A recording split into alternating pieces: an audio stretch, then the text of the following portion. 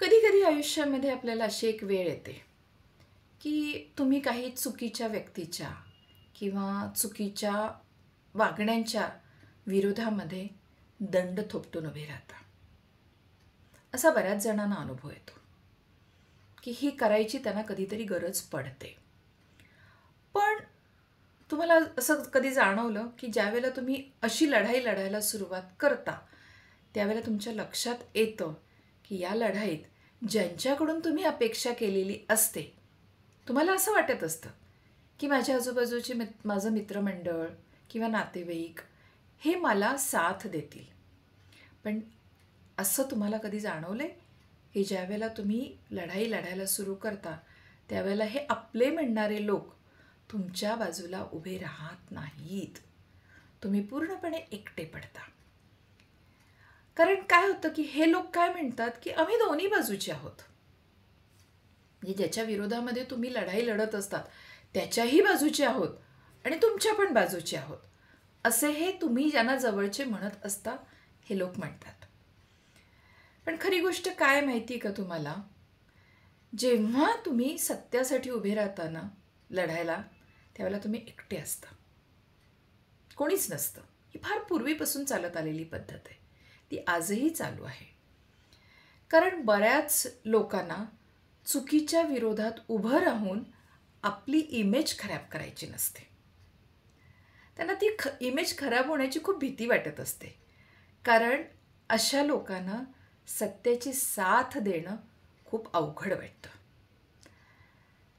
पण असं घाबरून जाण्याचं कारण नाही. तुम्ही ज्यावेळेला लढायची ठरवता ना त्यावेळेला ठामपणे उभे राहा.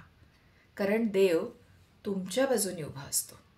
भले जगातले तुमच्या बाजूला कोणीही उभे राहू नको, पण देव मात्र तुमच्या बाजूने असतो. कारण देवाला माहीत असतं तुम्ही सत्यासाठी लढताय, अन्यायाच्या विरोधात लढताय.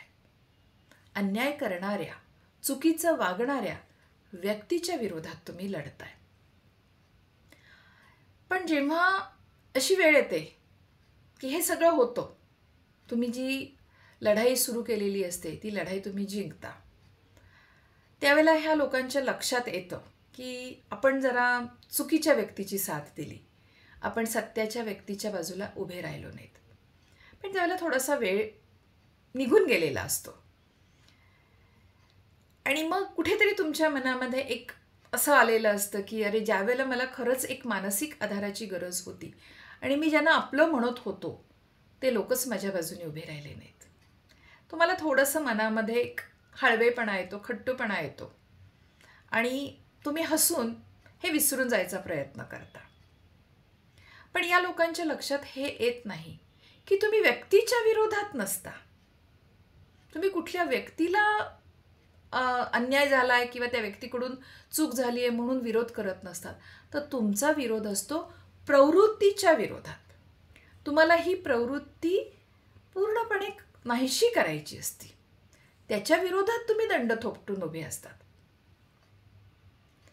पण असं करत असतानाच तुम्हाला खरे आणि खोटे, जे तुम्हाला साथ देणार आहेत आणि जे तुम्हाला साथ देणार नाहीत, अशा लोकांची पारख होते. काय खरं आहे ना? पटलं ना माझं म्हणणं?